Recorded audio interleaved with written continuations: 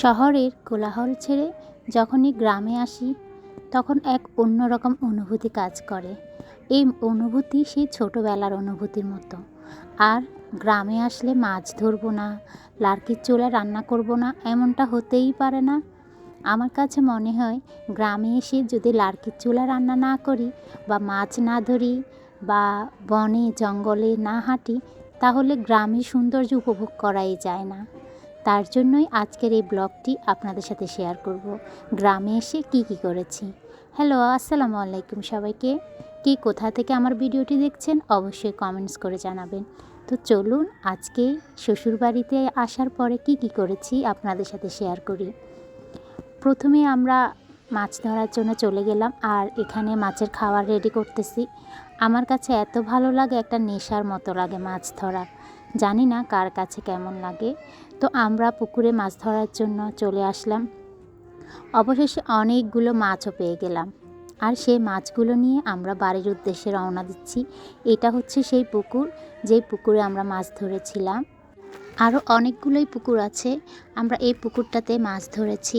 আর আমরা যে মাছগুলো পেয়েছি এগুলো হচ্ছে সবগুলোই তেলাপিয়া মাছ। যেহেতু পুকুরের চাষের মাছ, সেহেতু মাছগুলো ছোট হলেও খেতে কিন্তু অনেক বেশি মজা ছিল। আর এই যে এখানে দেখুন কি সুন্দর বিড়াল। গ্রামে আসলে ফ্রেশ খাবার খাবো না তা তো হতেই পারে না। এই লাউয়ের শাকগুলো আমার চাচা শ্বশুর করেছিলেন, তো আমরা বাড়িতে আসার পরে তিনি আমাদের জন্য নিয়ে এসেছেন।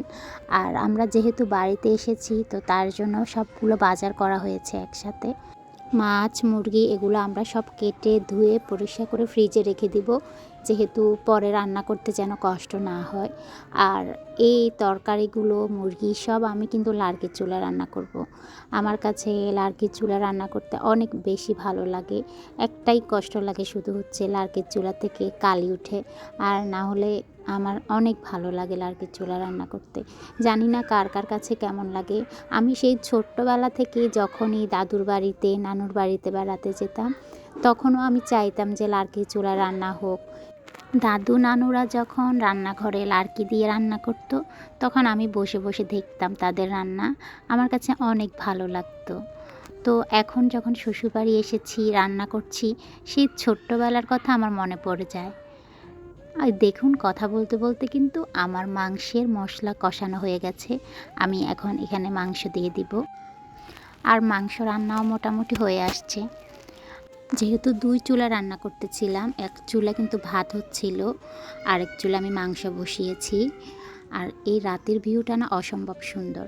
তো আজকের ভিডিওটি কি কোথা থেকে দেখছেন অবশ্যই কমেন্টস করে জানিয়ে দিবেন।